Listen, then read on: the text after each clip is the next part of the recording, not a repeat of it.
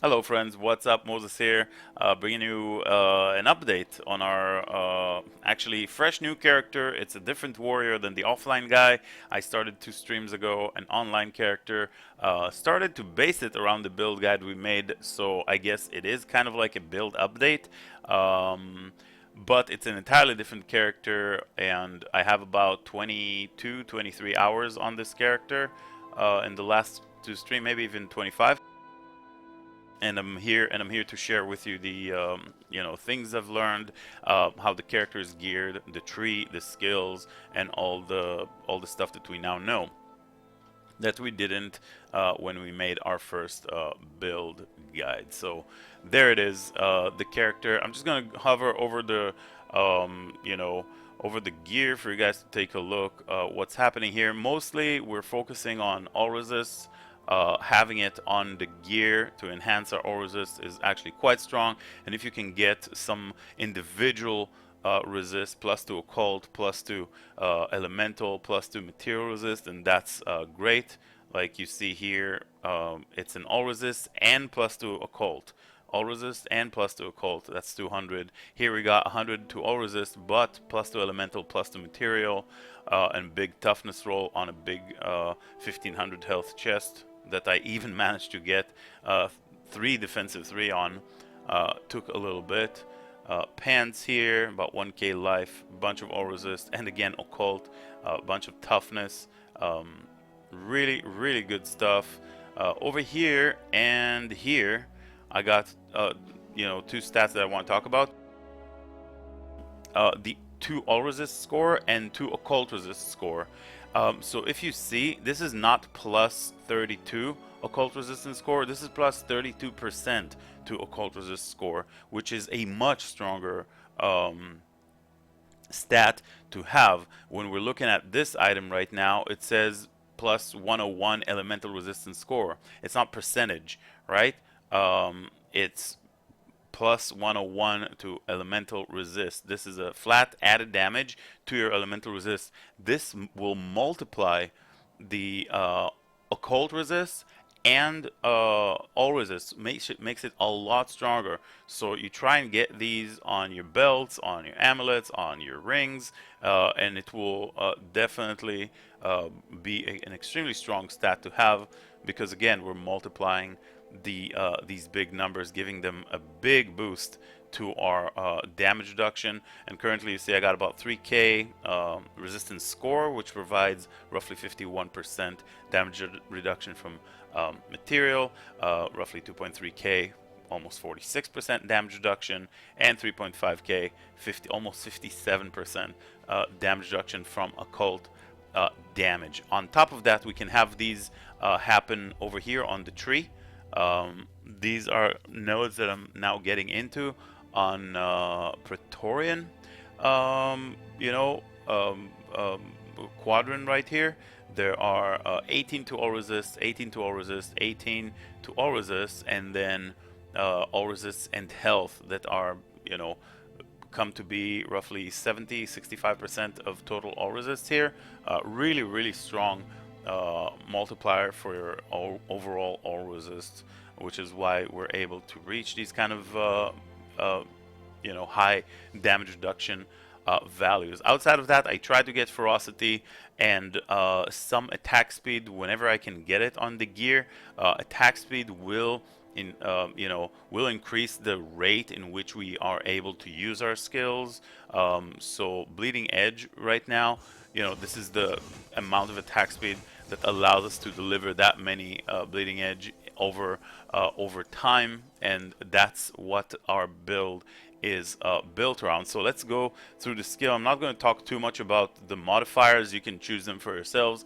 I'm just going to talk about bleeding edge itself, because that's the important one. That's our damage dealer, and then all the utility spells, feel free to change and mix and all that kind of stuff. But I found bleeding edge to be very, very strong skill, doing a lot of damage, moves with you as you move, and axe continues to spin. It lasts for 4 seconds and then 5 seconds overall, and it follows you as you move. And here I just picked up the weapon damage, which is quite strong. As you can see, overall we're getting roughly 16.5 overall damage.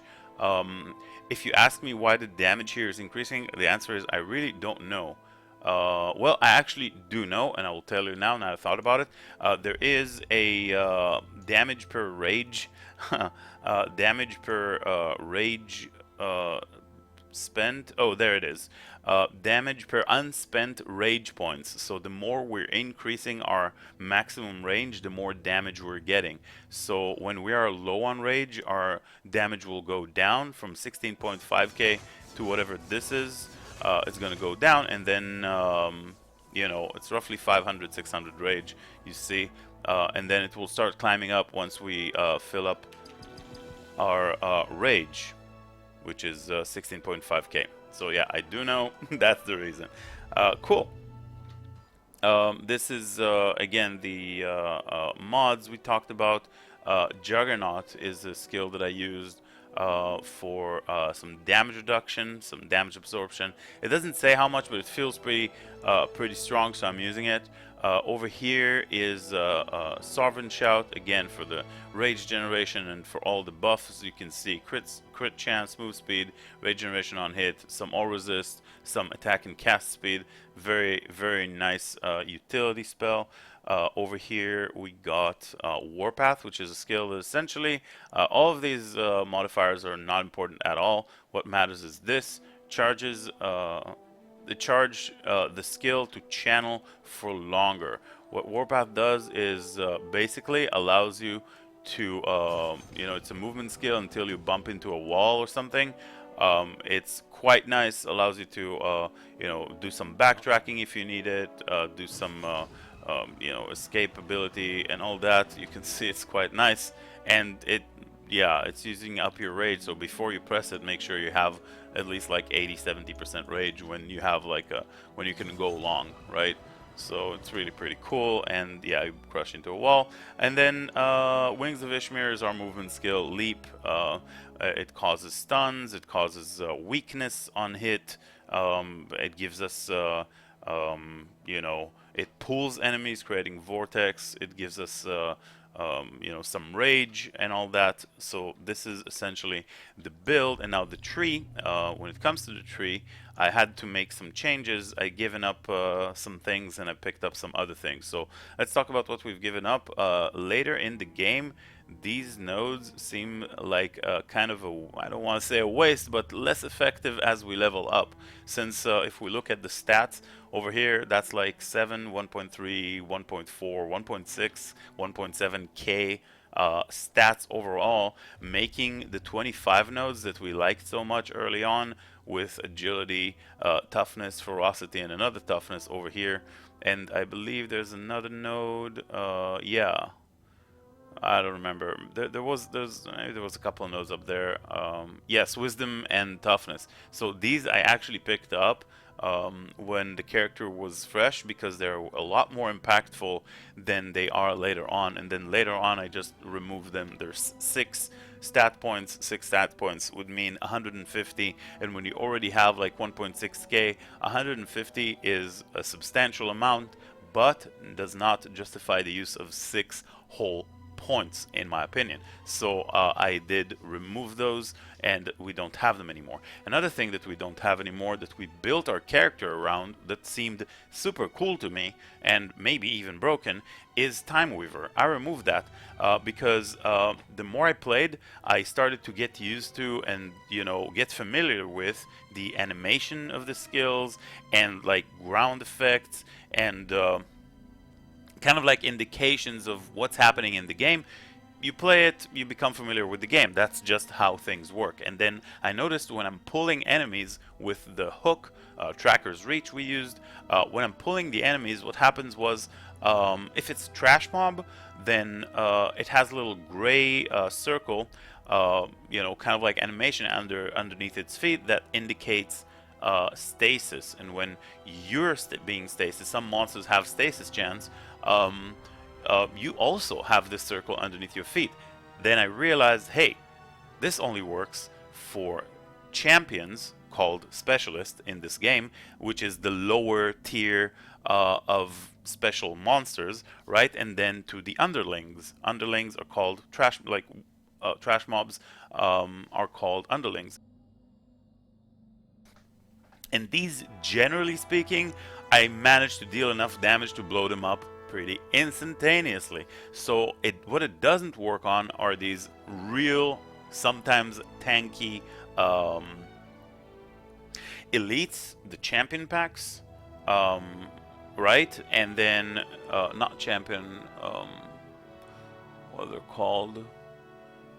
You have like your magic packs and your rare packs, right? And then your trash mobs. So you got your trash mobs and the magic packs. These will work on, but you cannot use it on bosses and on elites, which are very tanky, and this node does not do anything for it. It's still only a 2 point investment, and maybe I'll take it later on when trash becomes stronger potentially. I decide I go back for it, but right now it's not as effective as I thought it was. It does not work on bosses and doesn't work on the super tough elites. So seemed like an overhyped uh, node for me, so I removed it. Excuse me. And then what I did get into in this cluster is an actual strong node that's called Dire Juncture, that I got to know simply by hovering the skills, hovering the nodes. We're still getting familiar with the tree, and this, what it does is basically prevents you from getting one-shotted. Sometimes you're getting hooked by that fat guy, one axe hit, and you're dead, right? Or sometimes this, like this ghost-looking creature pulls you, and there's like this whole wave thing of projectile that kind of like kills you. Anyways, bosses have one-shot mechanics. So instead of getting one-shotted, this will split the damage. You'll still take that amount of damage, but instead of taking it all at once, you will be splitting it 40-60. 40% you'll take now, 60% 1 second later. And this allows you to regenerate through leech and to use a potion. When your health drops, you can just pop a potion or wait for the next tick of leech, which originally what I thought was going to be life per hit, but essentially what happens is you have ticks of life per second, and the amount of leech is being added to the life per second ticks. So right now I have full HP, but when you don't have full HP, what will happen is if you stand still, you'll see you got this life regen. If you attack an enemy, you'll get your value of life leech. For me, it's just 2% at this point with the global life leech node that I picked up, but this will be added to the regeneration ticks per second, which allows you with the potion to basically stay alive through that engagement. Outside of that, these are just like crit nodes, many crit nodes. Over here, we go through the life leech. Over here, to the rage generation on kill, and 2% damage per unspent rage, as we talked about. Over here, damage per nearby enemy, 5% per nearby enemy, so this will allow you to blow up trash super quickly, and small increases against bosses as well.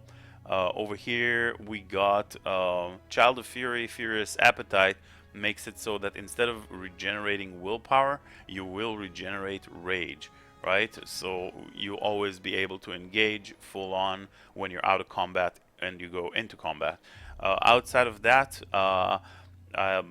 Bleeding Edge is a pretty expensive skill, so I decided to go through agility, attack speed. This is a dead node, and picked up 200 max willpower and rage, 100 and 100. So this is for this type of investment, 400 total max rage and willpower.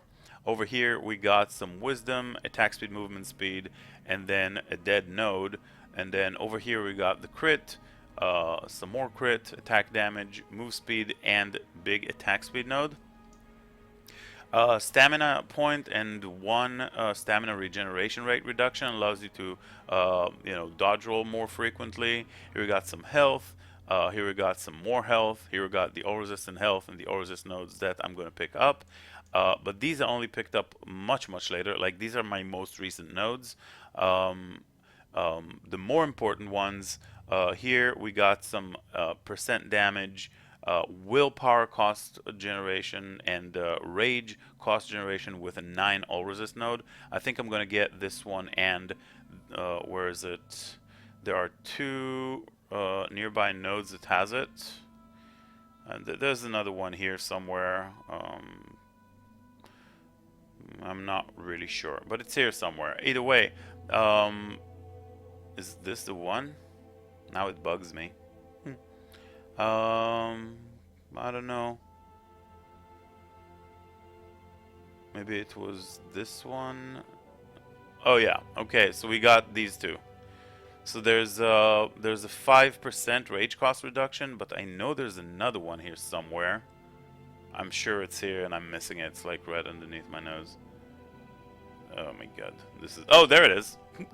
Okay, so 1 and 2, this will allow you to have 10% rage cost reduction, and this will allow you additional 8% with some maximum health nodes, right? So overall it's 18% cost reduction, and that's quite substantial when you want to spam your you know, bleeding edge. But again, now we're kind of like fine-tuning our build, so we pick up slightly more survivability, slightly more utility, but the major stuff, which is the crit, there's a little thing about this crit node that says 100 crit damage, 30% damage minus.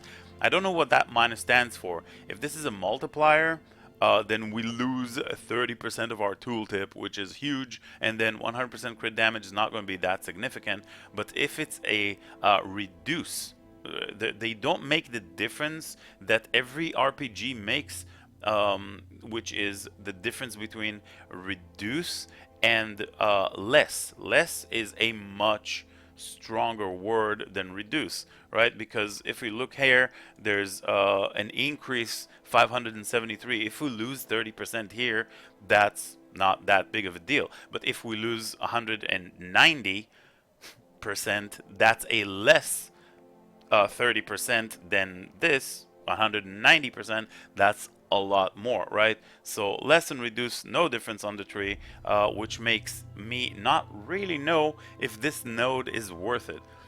So if it's reduced, most certainly, when I find that out, I'll probably add a little comment in the video for you guys to take a look at. If you guys know if it's a less or reduced, let me know. If it's a less, don't take this node. If it's reduced, absolutely take this node. But yeah, we have the crit chance node that's leading up to it. Very strong ones over here. And then we have agility, material, and crit chance over here. Some all resist, and then some crit nodes over here. And attack speed if you've crit, which is pretty strong as well, allowing us to generate more bleeding edge. So yeah, this is the build. Now we can get into a map when it comes to the, you know, when it comes to the you know, the expedition system. We're currently at 82, and you like, which is 15 levels higher than what I am. So there's no kind of like correlation between the, you know, your level and the monster's level. Yeah, I just got into a map with additional chests. Wait a second, is this like an actual map, or yeah, it is an actual map with okay, with monsters and all that. So yeah, I mean, this is the build, and this is this little guy. Seems good. I just used up all my cooldowns, but yeah, let's get into it. With the you know, a little bit more utility that we got, you know, things look pretty good. What I still work on to get are these rage cost reduction nodes. We're gonna get them in the next couple of levels. Oh, did I just find a legendary? Yeah. So yeah, what I'm working on are these rage cost reduction nodes that will allow us to kind of like generate more more blades spinning in the air, and well, overall, oh no, we're lagging. Oh no. Okay, that was a lag. Good thing it wasn't a disconnect. So yeah, this is the map. I don't really know about, yeah, perhaps I should have done like a regular one to show like how destructive this to the boss, but I mean, we're already here. And you're always invited to join the streams. I mean, we're on the grind every day, all day, just basically hours and hours on end. So this game, I mean, I'm totally hooked. And this build, you probably triggered about me not looking at the legendary, right? So let's look at it for you. Oh, it looks like it's oh wow, well, it's not. It does have elemental and the cult resists and big ferocity. Man, too bad it's not an all resist. Ooh.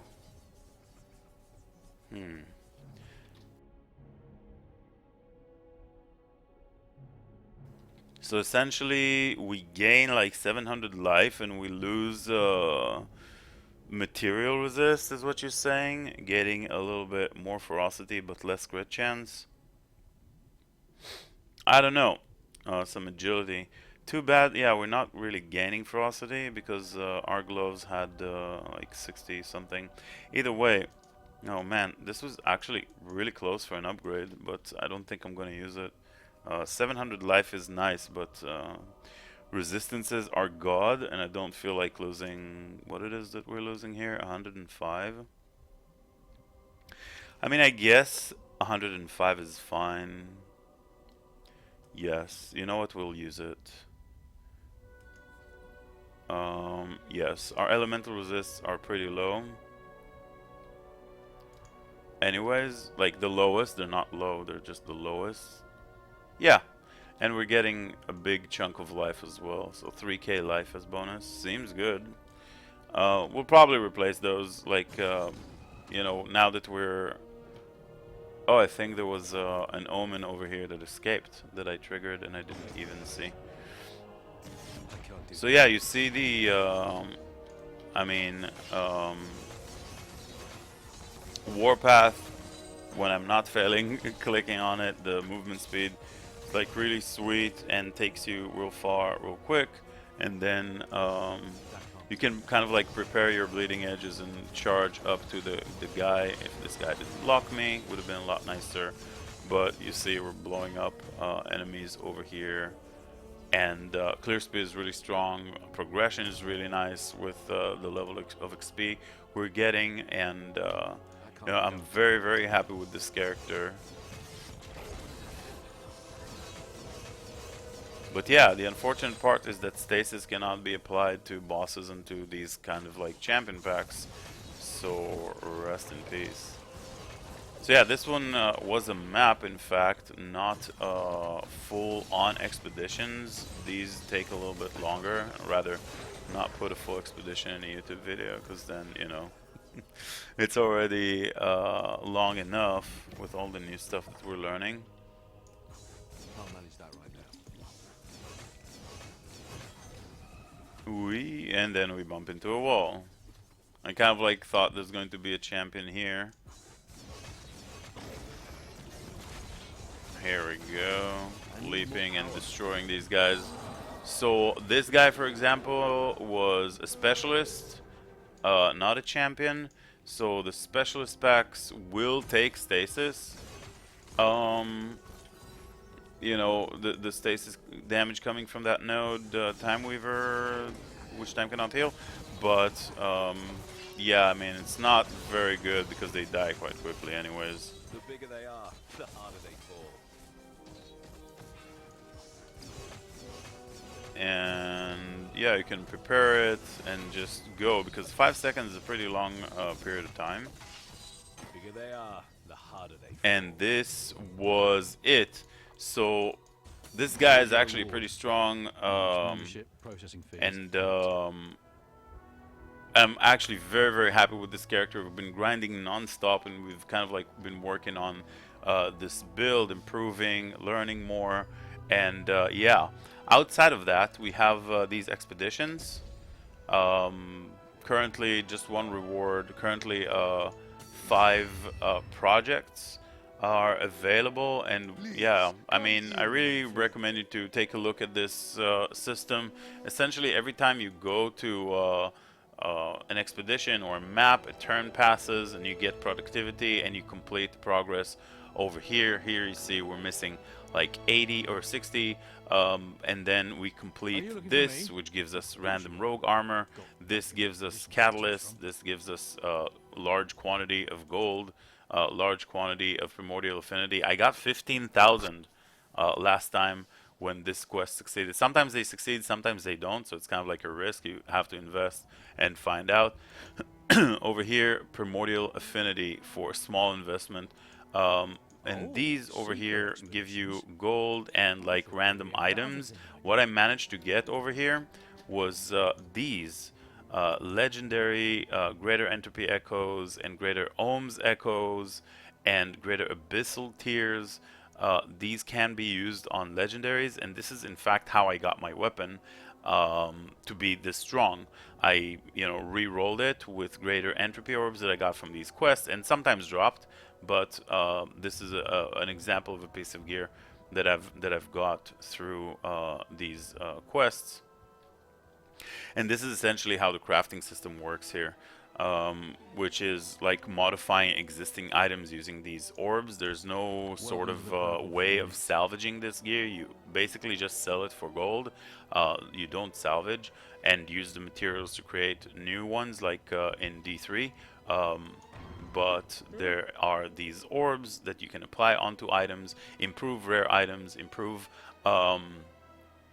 legendaries, and also there is, I believe, this that is currently bugged, not working, potentially bannable. I'm not entirely sure, but you have these that will supposed to like upgrade transmute items. I haven't messed around with these, but there's a couple of other ways of crafting through the project system over here that I haven't gotten the chance to explore. But always make sure before you go on an expedition that you do have five projects up, because it's when you go out on an expedition, a turn will pass, productivity will be applied, and it's kind of like a shame not to use it when you can, so you'll get some stuff through that. I did end up unlocking the fourth aspect of Apocalypse, so I can have that on all my characters now. I got a stash tab. I can get another one and another one, but this kind of like costs a lot. A big deal is this. It costs 1 million gold, but gives you a permanent magic find boost, which I currently don't know what it is, because Wolcen have a lot of problems just saying the value of what the damage reduction or the damage increase or the buff gives you, and also what this magic find boost gives you. I wish they said there is one that reduces vendors' prices, so it costs you less when you socket and re-roll sockets on your gear, but increases the value in which they buy stuff from you. So when you vendor stuff, items are worth more gold. Kind of worth taking. I believe I picked it up, but I can't pinpoint it quite yet. Shipyard allows you to get shipyard quests, which gives you, I believe, Seeker expeditions. yeah, one of these. No, actually, maybe these. Yeah. So diplomatic expeditions, missions that you can get into. Yeah, so you gotta have those to unlock these missions that give you the primordial affinity, the big gold chunks, and all that kind of stuff. Definitely, you should take a look. Fifth skill slot becomes unlocked over here. Maybe I'll use it to have some more utility. But at the moment I'm so used to 1, 2, 3, 4, but we'll get to unlock this, I believe, at a certain point. This costs 1 million gold. Primordial essence meter will be permanently increased, which means the duration of your apocalyptic form is going to increase. And all these kind of like really cool stuff, and this kind of system is unique to Wolcen, so I'm actually very happy that there's something to do outside of the grind, some other way of getting bonuses, that it's actually being received through the grind. So yes, this has been my warrior and a couple of words on the game, the stats, and all the kind of other things that we've learned. Hope you guys enjoyed and learned something. If you have any questions, as always, feel free to jump to the stream, leave them in the comments. I try to read everything and answer, but we're also streaming basically non-stop. I'm like always online now. It's a thing. I love it, and it's been great learning and progressing with this game. Hope to see you guys on stream.